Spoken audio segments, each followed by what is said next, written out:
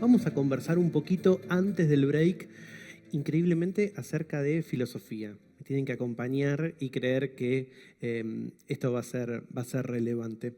Me gustaría arrancar sabiendo quiénes de acá tienen más de 45 años. A ver, levanten la mano. Muy bien. ¿Quiénes tienen entre 45 y 30? Muy bien. Y ahora, sin vergüenza y un poquito de envidia de algunos, 20 años, menos de 30, ¿quiénes tienen? Mira, hay un par. Bueno, empezamos con la presentación entonces, porque de lo que un poco quiero hablar para arrancar es acerca de la primera vez. Todos los que tenemos más de 45 años, algunos de los que tienen más de 30, nos acordamos muy bien de la primera vez que entramos a Internet. Esa sensación que era increíble, una Internet muy distinta de la que tenemos ahora. Recontra acuerdo. Café, por supuesto, que es lo que se usaba en ese momento. Los de 20 pueden ir googleando qué significa eso. Creo que en Wikipedia lo van a encontrar.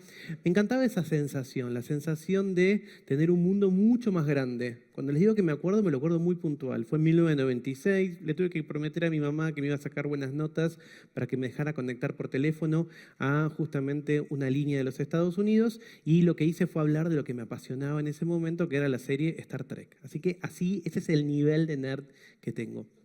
Yo me pregunto, ¿qué vamos a contarle a nuestros nietos cuando tengamos que decir la primera vez que interactuamos con inteligencia artificial generativa? Vamos a recordar a ChatGPT, vamos a recordar a Copilot. ¿Qué le vamos a explicar? Le vamos a contar que hacíamos fotos nuestras, vestidos de emperador, que lo hacíamos parecidos a los Simpson.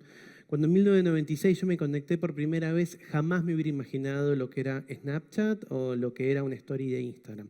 Estoy seguro que cuando nosotros hablemos sobre inteligencia artificial generativa en el futuro, no sé con qué nos vamos a encontrar, pero esa primera vez va a estar presente en nosotros. La primera vez que yo usé ChatGPT fue hace 3 años, no soy de los early adopters, earlys, pero nada, tengo amigos nerds y participamos del Mundial de Escritura. Quizás alguien de acá también participe, es un concurso que se hace en el país todos los años. En ese momento, hace 3 años, no estaba en las bases y condiciones si se podía usar o no inteligencia artificial.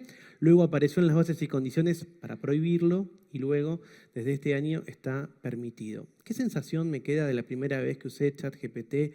Una sensación que al día de hoy me acompaña con inteligencia artificial generativa.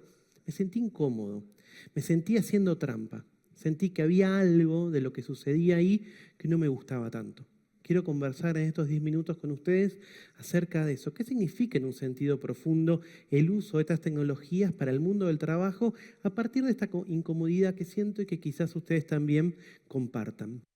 Si vemos en la línea de tiempo de los comienzos de la humanidad hasta ahora cómo evolucionó el trabajo, podemos ver que durante muchísimos tiempo, más de miles de años, los Homo sapiens basamos nuestro trabajo en el esfuerzo físico.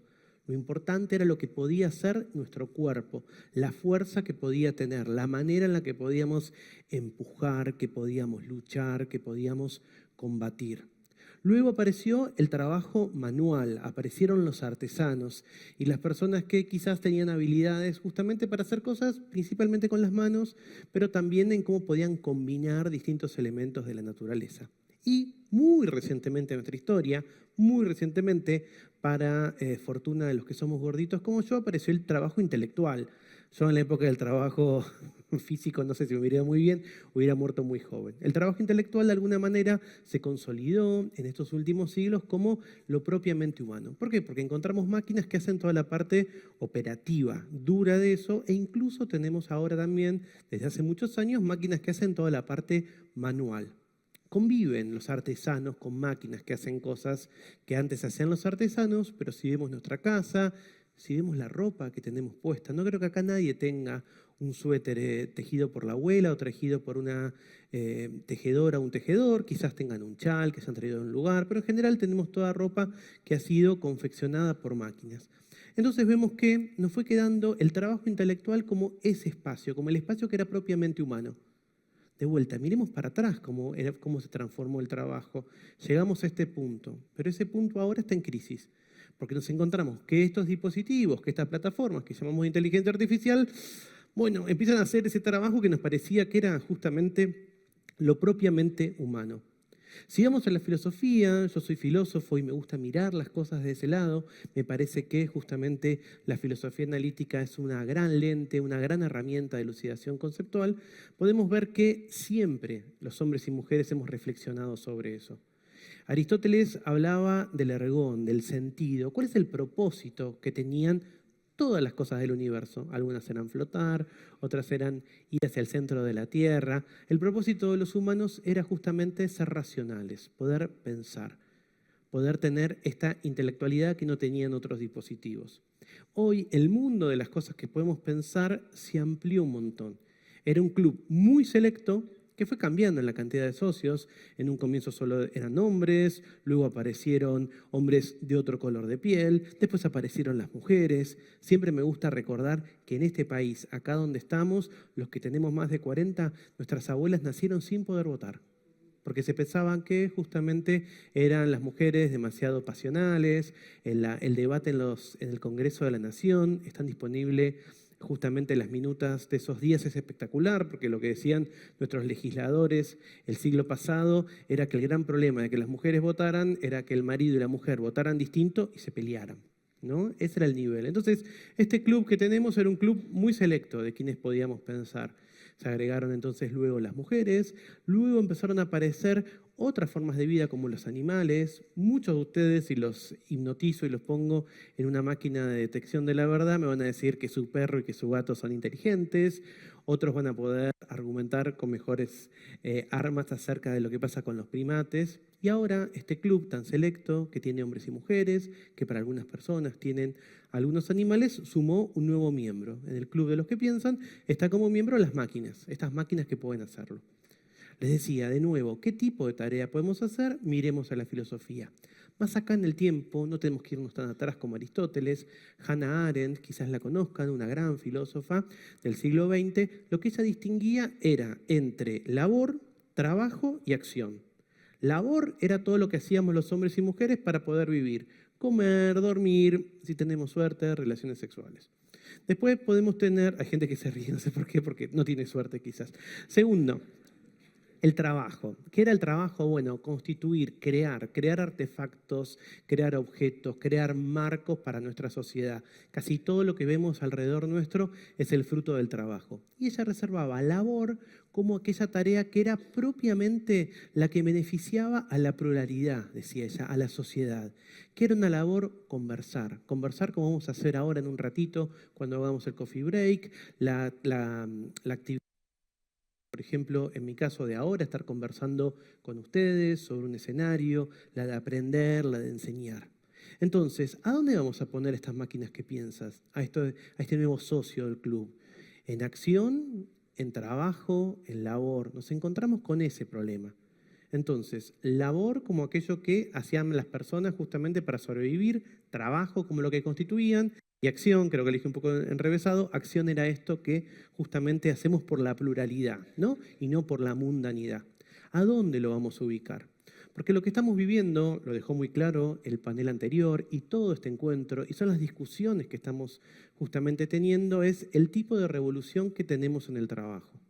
De algún modo en el mundo del trabajo aparece algo rarísimo incluso hasta hace, no sé, 3 o 4 años cuando empezó a usar ChatGPT, que es esta idea de la inteligencia como servicio, intelligence as a business, no as a service.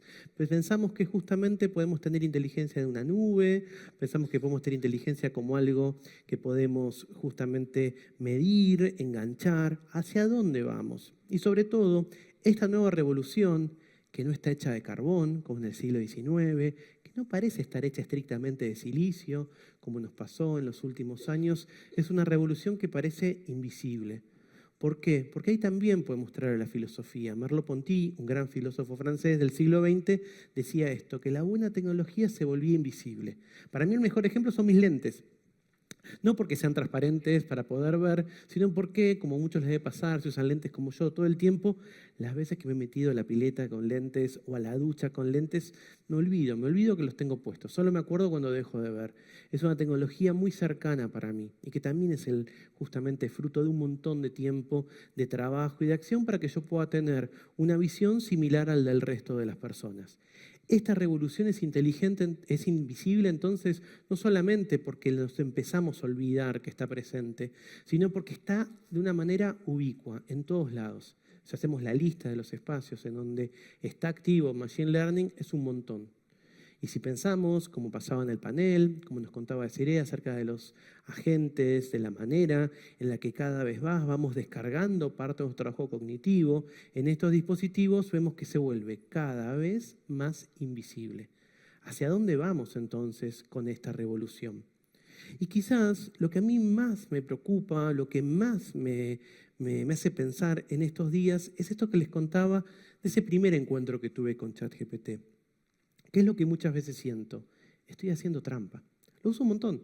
Lo uso en el campus, yo soy profe, lo uso para hacer exámenes, lo converso con mis alumnos, se lo cuento, respondo correos electrónicos, quizás alguno de los que les respondí porque veo que esa caras conocidas un poco me ayudó, este aprendiz, como decía Gaby, o este asistente, y no puedo sacarme de encima justamente la idea de que estoy haciendo trampa. Creo que descubrí por qué siento esto, porque tengo una idea que está siendo en este momento desafiada, challengeada, y es la idea de que las cosas que requieren mucho esfuerzo son muy valiosas. Y ahora estos dispositivos nos proponen que dejemos de tener en ciertos espacios esfuerzo, algo que nos costaba mucho, que nos llevaba mucho trabajo mental, mucho tiempo, mucha lectura, mucho procesamiento, lo hacen estos algoritmos de manera rápida.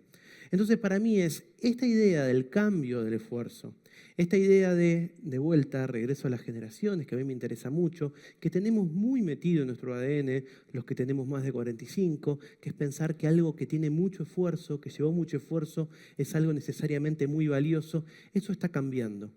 Entonces me pregunto, no tengo respuestas para eso, no sé ni siquiera si estoy en lo correcto o no, ¿qué es lo que va a pasar con el mérito? ¿De qué manera se van a transformar estos valores? Esto es también el otro costado de la revolución de esta tecnología que llamamos inteligencia artificial. Está transformando en muchos sentidos la manera en la que entendemos cuestiones tan básicas como el esfuerzo y el mérito. Y por supuesto, si hablamos de productividad, que es la manera en la que hoy, de alguna manera, en el encuentro de esta mañana nos atraviesa y nos hace pensar, también tenemos que pensar en cómo se reparte. Y por supuesto es una conversación difícil, incómoda, pero si vemos que cada vez somos más productivos, estos dispositivos sin esfuerzo nos presentan mucho más trabajo de lo que lográbamos hacer hace 2 o 3 años. Cuando vamos a ver los números y nos dicen cómo está repartida la riqueza, vemos que en todo el mundo y en nuestro país es desigual. Las personas que más tienen se alejan de las personas que menos tienen. Entonces me parece que es un gran debate para tener. Volvió esta conversación que teníamos antes de la pandemia acerca del salario universal. Volvió esta conversación antes de la pandemia acerca de la semana de 4 días de trabajo. Me parece que son conversaciones, insisto, incómodas, difíciles, pero tenemos que, todos los que estamos acá, en la medida de nuestras responsabilidades, pensar cómo vamos a hacer para que el reparto de esto sea más equitativo. La inteligencia artificial nos trajo nuevos trabajos, pero también está reemplazando un montón. Y no se trata simplemente de una visión apocalíptica o algo que necesariamente creamos que es imposible de revertir. La tecnología puede ser conducida, la tecnología tiene valores, la tecnología tiene que estar al servicio justamente de lo que haga mejor a la sociedad. Entonces, cuando pensemos en productividad, pensemos también en, bueno, las ganancias de esa nueva productividad. ¿Cómo me voy a asegurar que pueda garantizar que todas las personas queden incluidas en estos beneficios? Y finalmente, creo que manda el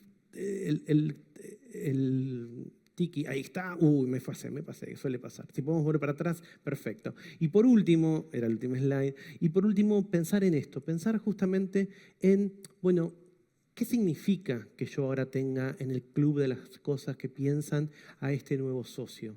¿Cómo me voy a involucrar con él? ¿Qué es lo que voy a pensar?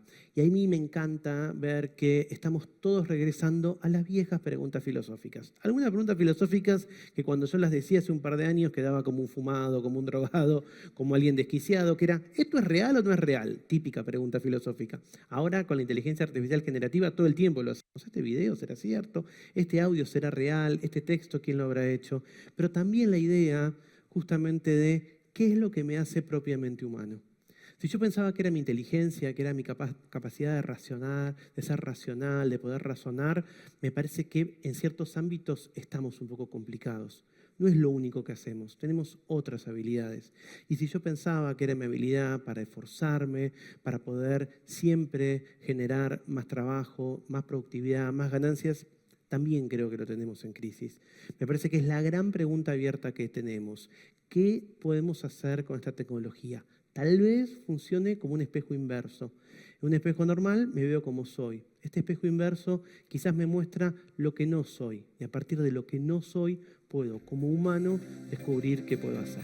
Muchas gracias.